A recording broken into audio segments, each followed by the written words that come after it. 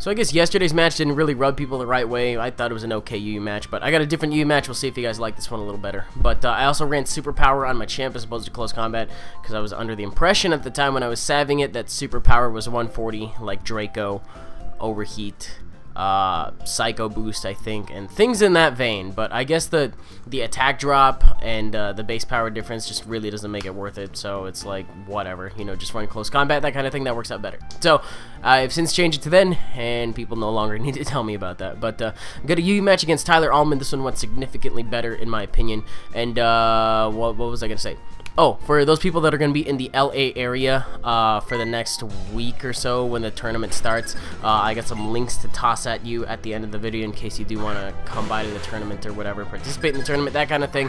They will be in the description, and I will talk about them a little bit at the end of the video. But for now, we're going to jump into the match, and yeah. So, leads off with the Crobat. I lead off with Main Xiao. This is not a good lead matchup for me because I'm not even able to get some damage with Fake Out and then just get out of there because he's got the Inner Focus. I could end up losing out on that.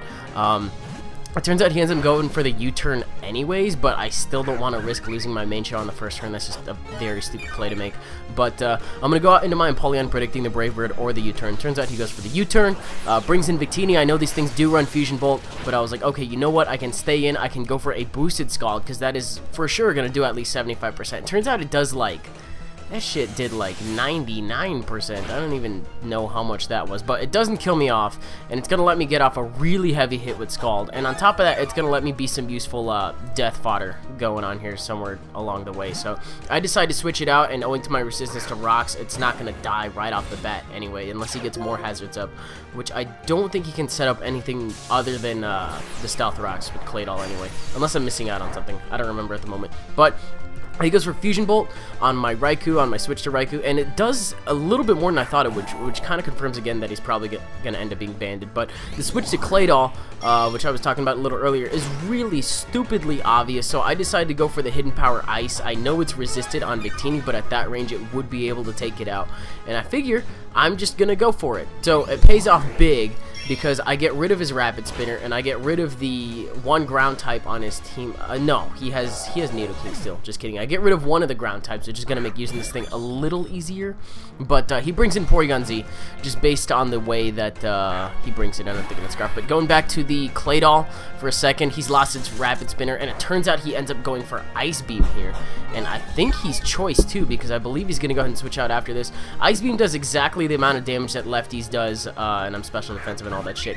Now, this actually lets me get up the rocks. I was very pleased with how this turned out, because he could have gone for a Tri-Attack, and that probably would have knocked out my Empoleon. But because he went for Ice Beam, I don't really know what he was predicting, but I was pretty set on the idea of switching this thing into fodder anyway. So I got off a boosted hit on Victini earlier, and I did get up rocks, and I got rid of his Rapid Spinner, all in like the first couple of turns of the game. So this Victini is going to have to stay in here and die to a Fake Out. You know, it doesn't make much sense to switch it out because it'll die to Stealth Rocks if he wants to use it for that kind of switch and whatever, but he just decides to leave it in and then get a safe switch into his Slowbro. I have the U-turn, so I figure why the hell not just go for it, but just based on what Slowbros normally do, he's going to try to status right here and then just do that kind of shit. I do get a crit. I don't really see it as mattering too much just based on my switch-in anyways, and the fact that he does have Regenerator, and he will regenerate the HP before he takes rocks damage, that kind of thing. But he ends up going for the T-Wave.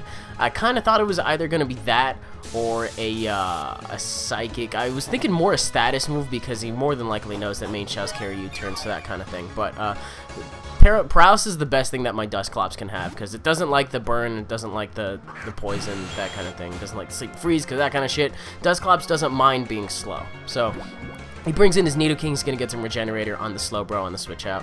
And I still don't know what kind of Nidoking this is. And this is kind of why I want to stay in and like see if he's going to try to switch up moves or predict anything like that. But he's doing what he's doing right now, and he's doing a very good job of bluffing the choice item, but it actually ends up being Life Orb because he's going to switch up moves in a couple turns. But Earth Power still does a really good amount. Well, to a Dusclops anyway, that's like 80. So I'm going to sub up again, and I think I sub up one more time, or I Pain Split on this turn. It's one of the two. I probably should have subbed up again just to get more HP back, but he gets a crit on the sub, and I'm just looking to see if he's going to switch up moves, but he's not. So that really, I still don't know, because that is a stab. but he really doesn't have much of a reason to switch up moves in hindsight, you know, try to predict anything. But I figure I can go out to Crobat now, because why the hell not, and I'm going to go for a U-turn just on the off chance that he was choiced and he's going to end up switching out, that kind of thing, being locked into Earth Power. That's the play that I wanted to make. But he stays in, so I'm like, okay, shit, he's probably going to switch up moves to Ice Beam or to T-Bolt. I figure I might as well go into Main Shout. It's not Stab, but Main Shout is at full HP, so maybe I can take it. I don't take it well at all. But I'm going to go for a Fake Out anyways, and then go for a U-turn. But because of the fact that Slowbro's in here, if he really wanted to, after this turn, he could have switched back into Nidoking, predicted the U-turn, because that's a very obvious play that I wanted to make there. Because it's at a low amount of HP, and I'm just like, you know what? I might as well take it out. Even if it means a double down, it means I won't have to deal with this shit later in the game. So that's kind of the reason I say the crit didn't matter, just because if he really wanted to save his Slowbro, he definitely could have made the plays necessary to do that, especially because he still has a Crobat and a Nidoking to take both of those hits. So I go into my Dusclops, and he's going to go into his Porygon Z. And in case you're not paying attention at home, put the foot down, uncross your legs, take your left hand off of your face, because my Dusclops was paralyzed and at low HP. And this happens to be my Zoroark. And also, while I'm at it, you are now breathing manually, and you are aware that your nose takes up part of your field of vision at all times. Yeah, I kind of hate me too. Anyways, bringing the real Dusclops, and he's going to go ahead and switch out just because he's locked in on Tri-Attack. Fucking Porygon's being locked in on Tri-Attack as a pattern lately. But he brings in Crobat. I don't know if it's Choice Banded, but I'm just like, you know what, I'm going to set up a sub anyway. The Taunt, I should have scouted for the Taunt. I should have just gone for the Nightshade here. That probably would have been the best thing to do since I'm behind a sub anyways. But I was like, okay, you know what, I'm going to go for Pain Split and that kind of thing. But he ends up getting some lefties HP back, so hey. But he has Taunt, he has U-turn. That's all I've seen so far. I don't mind taking a U-turn because I'm still behind a sub and the Taunt will wear off eventually. But he goes into Porygon Z. I know that it's because he can't go for Tri-Attack, his attacks aren't really going to be doing that much anyway. Unfortunately, because I have Nightshade, I cannot touch this thing. And T-Bolt, I believe, is going to break my sub with the minuscule amount of damage from the U-turn earlier. I'm just waiting until Taunt wears off. That way I can Pain Split something. But he ends up going for a T-Bolt. This damage is important because T-Bolt and Ice Beam are going to do roughly the same amount. So it does like 60, gets some HP back. That's fine. I was under the impression that he was going to switch out again to Crobat and then just try to taunt me, try to shut this thing down, but I'm just like, okay, I'm gonna sub on the switch, but he hits me. I thought I wasn't gonna have enough to make a sub, but I do, and I live it on 14. So T-Bolt is not going to break my sub either. I decided to go for a Pain Split again, and then very convinced that he's not gonna switch out. I realized that this is a very good opportunity to decide to go into Raikou and go for a Volt Switch. Now, he does still have Nidoking, and that didn't even begin to cross my mind. I did see it earlier, but the T-Bolt's not going to do that much to Raikou, because Raikou's really good at taking the special electric hits, that kind of shit. But he ends up going out to Crobat for some reason. Now, all of the moves on my set can knock out Crobat, so in my opinion, this was kind of a poor play, because he could have chanced it on me going for the Volt Switch and gone out to Nidoking. I don't know if he suspected that I was Specs at the time. There's a pun in there somewhere. I'm not going to go for it. But he ends up losing out on Crobat, which means that Dusclops is actually still going to be very much alive. And Porygon Z comes back in. Didn't even cross my mind. I was like, okay, you know what? I'm just going to go for a fucking U-turn here. And I should be able to live a hit, right? No, it's a fucking Porygon Z. Of course not. So, I end up dying to an Ice Beam, but I guess that was good because it does kind of bait out the non-stab move, which is going to let my Dusclops come back in.